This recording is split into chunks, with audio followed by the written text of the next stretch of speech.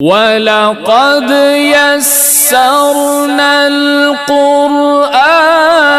لِلذِّكْرِ فَهَلْ مِن مُدَّكِرٍ۔ اسلام نے ایک بدترین رسم تھی عورت پر ظلم و ستم کی، جو اسلام نے ختم کر دی۔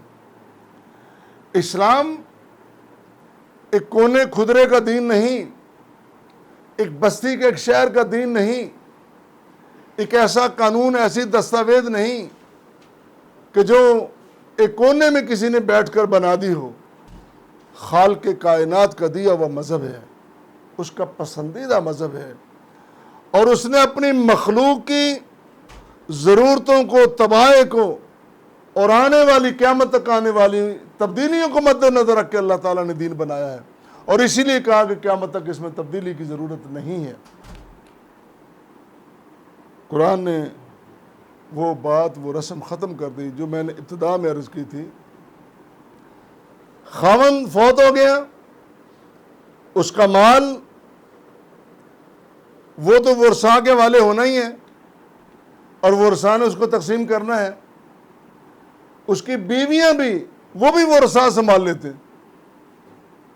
ہاں، انہوں نے خاوند کی وفات کے بعد نکاح کرنا ہے، شادی کرنی ہے، ان کی مرضی ہے۔ لیکن اگر کوئی یہ کہے کہ باپ کے فوت ہونے کے بعد بیٹا آ گیا، بھائی آ گیا، کزن آ گیا، کوئی آ گیا، اس نے کپڑا رکھ دیا، نشانی ہوگی یہ میری ہے، یا ویسے کہہ دیا یہ عورت میری ہے۔ اب کوئی دوسرا بندہ، معاشرہ کتنا ظالم معاشرہ کہ دوسرا بندہ اگر چاہے بھی تو اسے نکاح نہیں کر سکتا، اگر عورت بھی چاہے تو نکاح، جی فلاں بندے نے کہہ دیا کہ میری ہے، وہ خود کر لے، کسی سے کروا دے، یا کسی سے کرنے ہی نہ دے، اس کو پابند کر کے گھر میں بٹھا دے۔ کتنی کبھی ترین رسم تھی یہ۔ قربان جائیں اسلام پر، قربان جائیں پیغمبر کریم صلی اللہ علیہ وسلم کے ارشادات مقدسہ پر، آپ کے فرامین عالیہ پر، آپ کی احادیث شریفہ پر، آپ کی سنت مطہرہ پر۔ کتنی کبھی رسمیں آپ نے ختم کی، اور اسلام نے مرد کو، عورت کو، دونوں کو بہترین حقوق عطا کیے، اور فرمایا کہ وَلَا تَنْكِحُوا مَا نَكَحَ آبَاؤُكُم مِّنَ النِّسَاءِ إِلَّا مَا قَدْ سَلَفَ۔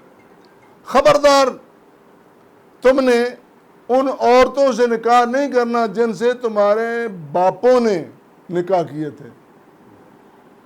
ایک تو تمہاری سگی ماں ہے نا، ایک ستیلی ماں ہے، وہ بھی تمہاری ماں ہیں، ان کے ساتھ بھی تم نہیں کر سکتے۔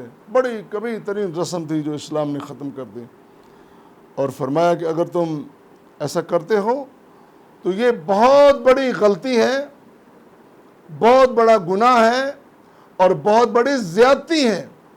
اس زیادتی کی طرف تم نے نہیں جانا، بلکہ فرمایا کہ وَلَا تَقْرَبُوا الْفَوَاحِشَ، یہ گناہ ہے، یہ زیادتیاں ہیں، یہ فحش حرکتیں ہیں جن کی طرف تم جا رہے ہو، خبردار۔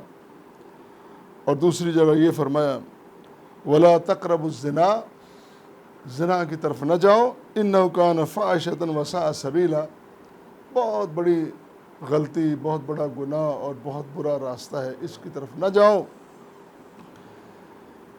مسند احمد میں ایک روایت ہے، حارث بن عمر بیان کرتے ہیں کہ رسول کریم صلی اللہ علیہ وسلم نے مجھے ایک شخص کی طرف بھیجا، بڑی اہم بات ہے، آخری جملہ،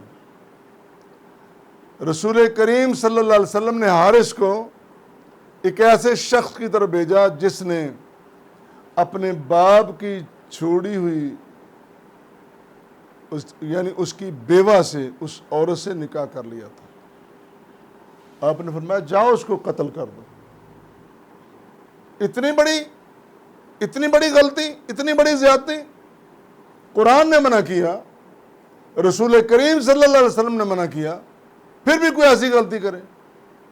اتنا بڑا ارتداد، اتنی بڑی زیادتی، اتنا بڑا گناہ۔ رسول کریم صلی اللہ علیہ وسلم ہمیں جو دین دے کے گئے ہیں وہ موتیوں کی مالا ہے، وہ آسمان کے چمکتے ستارے ہیں، وہ روشنی ہے، وہ نور ہے، وہ ہدایت ہے، جس طرف ہم جائیں گے انشاءاللہ ہمیں روشنی ملے گی. اللہ توفیق دے ہمیں وابستگی کی، تمسک کی، اعتصام کی، وابستہ رہنے کی.